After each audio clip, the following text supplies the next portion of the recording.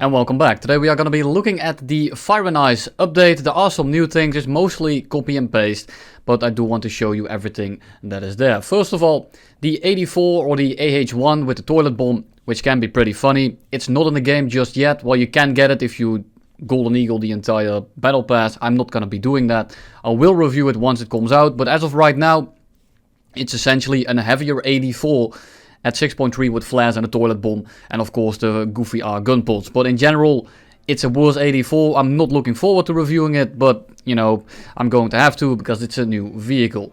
Before we get into the actual content of today, everyone looking to buy anything from the Gaijin store, I have a 3% discount link in the description. And to all my patrons, thank you all for sticking around. You guys have been absolute legends. But let's get right into what you are here for. First thing here, it's going to be the 190A5 U40. And you might think, what's different? Well, the main thing is going to be the torpedo. And if you wonder how much this thing is, you can ask Glitched. He'll be happy to tell you that it's 1.6k Golden Eagles. And you might think to yourself, what makes this thing different?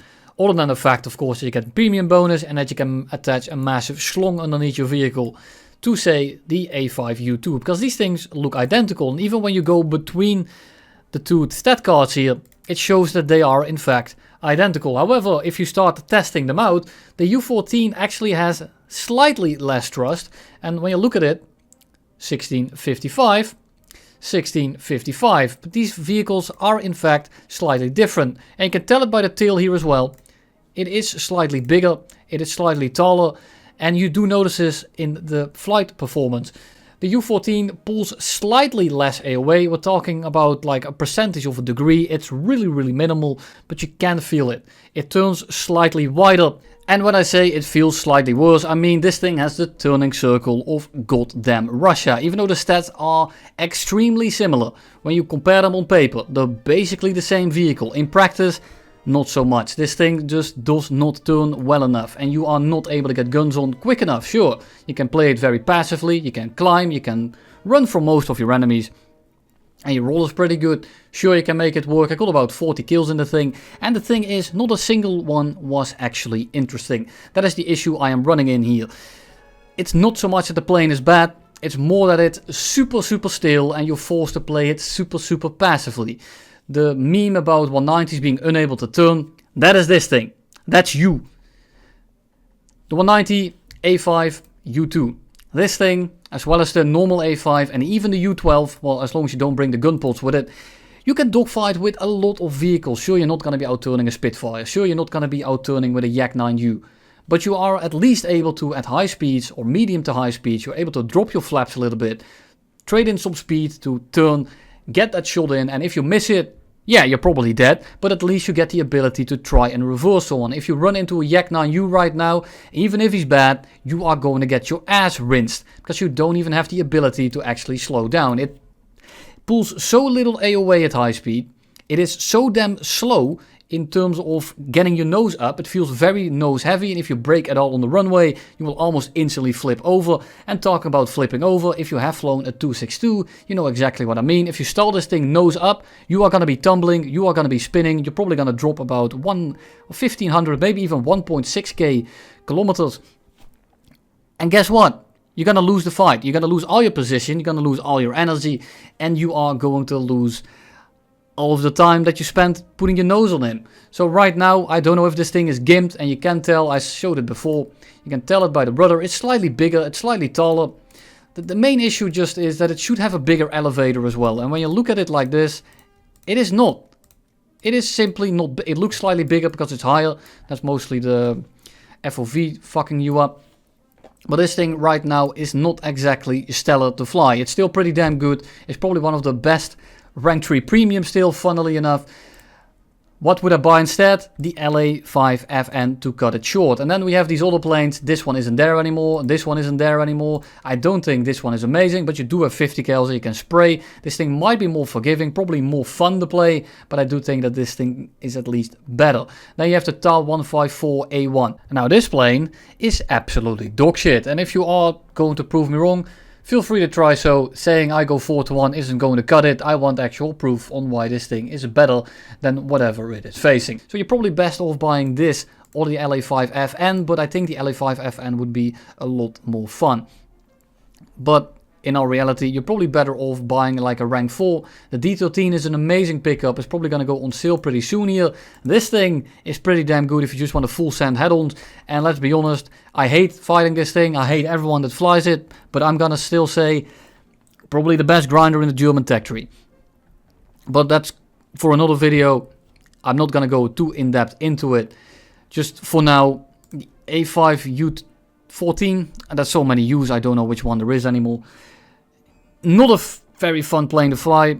It's pretty decent, but man, do I fucking hate it. Last thing before we go into the next set of vehicles, I have been thinking about something lately, and that is where I stack up vehicles against its contemporaries, or maybe even in their own nation, to show you the differences, show you what you want to fly, what you don't want to fly, what you want to fight, how you want to fight them, and sometimes of course what plane you simply want to hold J on for 3 seconds because it's an unwinnable fight. Because I know I keep ragging on about, oh, you should all know your planes, people, it's the most important skill in Araby, but then I don't really give you a real guide on how to do that. I can show you in a video that I fight 2 or 3 main vehicles that you run into very often, that are very dangerous, how you fight them in certain scenarios, but I can never show you all the vehicles that you run into, because at the end of the day I can't make these videos 3 hours long, because then I upload 1 video a year. It is simply not reasonable. So if I do it in a custom battle, I can show you many more matchups, actual good fights, and not so much about the positioning.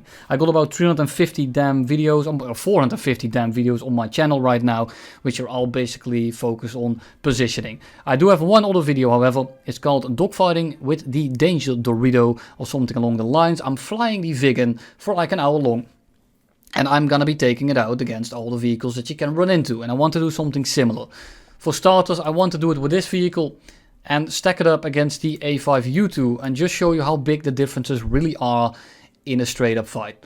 And sure, you can be a little bit quicker, you can climb a little bit better, but if the metrics are like 1 or 2% quicker, 1 or 2% better climb, and the other guy turns like 50% better, let me tell you, you are gonna be eating dirt. So if you are kind of interested in that, let me know in that video. I'll make it anyway. I don't care if people like it or not. I want to try it out, see how it's received, see if it works, see if the format even works. Because the main thing I'm thinking about here is you click the video, you see the plane that I'm flying, and then you can go into the timestamps and see, okay, I want to see him fight the 109F4. I want to see him fight the Puromursky. I want to see him fight the B-17.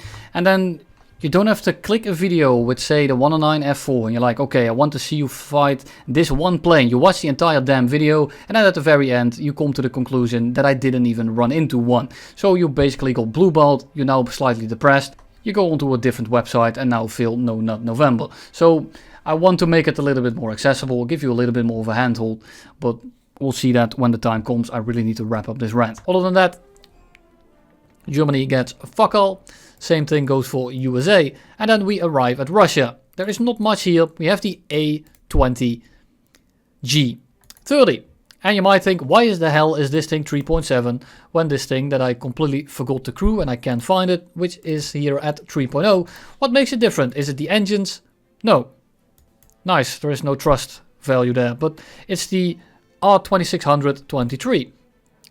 There you go, same thing. Is it going to appear now? Nope, it still isn't.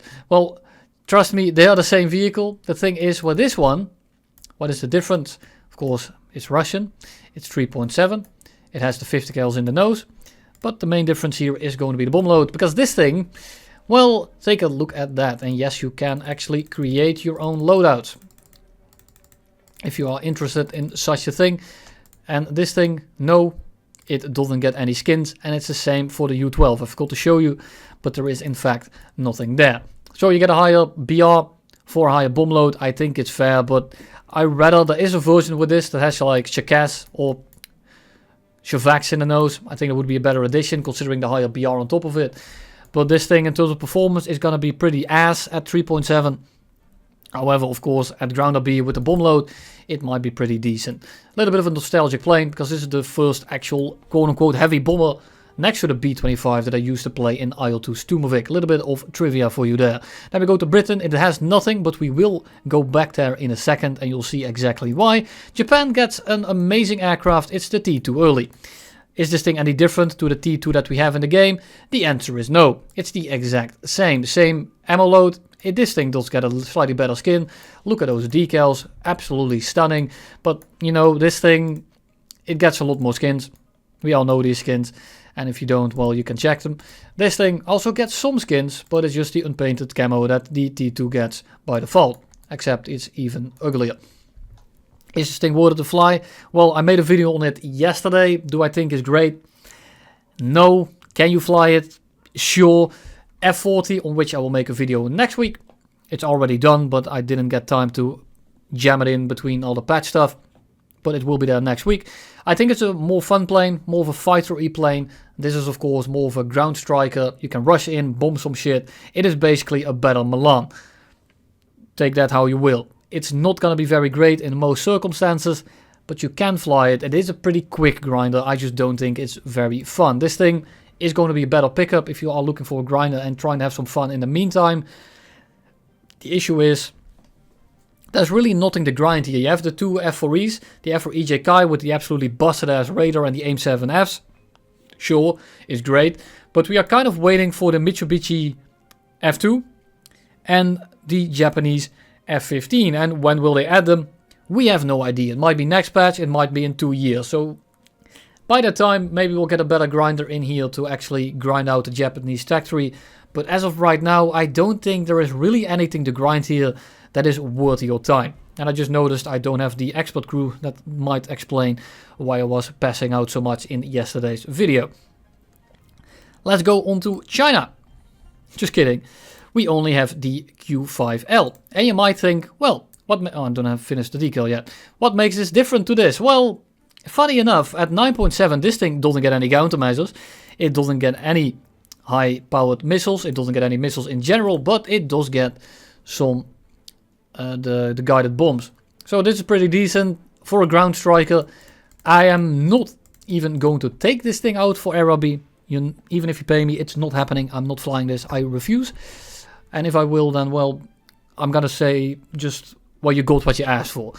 Q5A here with the flares and stuff will come out in 1 or 2 weeks. I got the footage ready, but again, I didn't get it within the patch stuff, because patch stuff always gets Italy gets nothing. France gets absolutely nothing, but they did get the Mirage 2000, so I can't really fault it. And then we arrive at the main attraction, which is nothing new. Yeah, you might think, well, this looks all amazing, but I do think that it's slightly, they need it. They needed some stuff, because right now at like mid-tier, when you look at rank 2, 3 and 4, these planes were not good. Not good in the slightest. The G6, pretty decent. G2, the best G2 that you will find. It's the same one as the premium Italian one. Yeah, and the same one as the premium German one. That's from Romania. So the G2, slightly better than you will find in the other tech trees that you can actually grind. It's the best grindable G2. It's the non-drop, so it has a little bit more power. It's a little bit faster. It climbs a little bit better. So it's just a straight up buff. Then we go on to the G6. It's a G6. This one gets a slightly different canopy. But other than that, I am not sure if there's any differences here. Do they get any skins? Short answer is no. The long answer is still no. Look at that. No skins whatsoever here. Same goes for the Q5. Same goes for the Vampire. The Vampire is the exact same plane as we already have over here. A28. However, this one gets the different 20mm, and I do think that these 20mm are slightly better. If you have flown the Italian one, this time I said it correctly. Thank you, Dad. Are you proud of me? It's the same as the FB52A. And then we arrive at the J34. More of that in a second. Because let's look at it. It is 9.3. And it has it is slightly more power than the Hunter F1. And that's what I said with this. Look at this. It's slightly better. 30 to 80. Versus, I already forgot, it's late, I'm sorry. 3470. Slightly better. So you're thinking it has a better engine, it has missiles, it's 9.3. Is it the same as the FGA-9? Now that's a very great thought process, but no. Look at that difference, that's about 25%. So yeah, no, it's not better. It's not an FGA-9, unfortunately, that's what I was hoping for. And this might be one of those additions that you just really don't want to take out. And before you start saying, but well, you can just start ground pounding. No, that's not nothing of the sorts right here. The J22 is going to be a little bit of a struggle shit bus. It's a Hunter at 9.3. And let me tell you, the Hunter F1 at 9.0 isn't fun. And it's not 0.3 high of a BR better. So you are essentially looking at a worse Hunter F1. Because the F1 at least sometimes gets down tiered. Very often gets down tiered to 8.7. 8.3 even. 8.0 doesn't happen very often. But with this, you can kiss your ass goodbye to 8.3. Because getting full down tiers at 9.3 with the 9.7 span going on. Yeah, good luck with that. It ain't happening. Then we got a Hurricane. I mean, it's a Hurricane. And then one of my biggest disappointments of the patch is this thing. This thing should be slightly lighter with a worse engine. However, it's an exact carbon copy of the one that we have in the game. Which is a shame because we were looking at a little bit of an iconic, well not really iconic, but at least a unique vehicle. It's just a copy paste. Very, very sad. And then there is something I actually want to take a look at. Does this thing still have 60 rounds per gun? Okay, they fixed this. That would have been something if they didn't.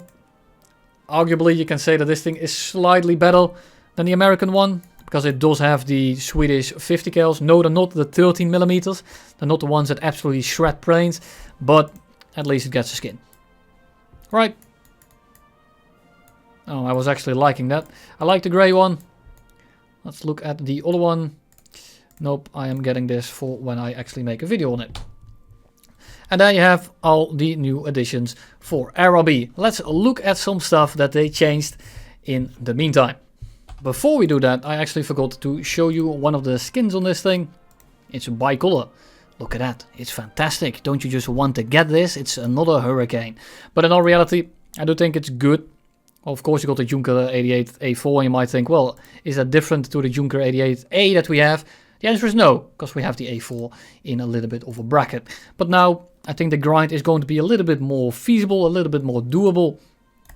But of course, if you want to reach anything here, MiG-21 made a video on this 2 days ago. Oh wait, I haven't actually covered this yet. I'm completely sorry. Good thing I went back to this. We have the Finnish MiG-21.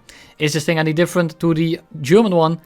The answer is yes, because this thing doesn't get any R60Ms, which means that this thing is going to be a little bit of a struggle bus. But again, I'm not going to go too in-depth into it, because I already made a video on this thing 2 days ago.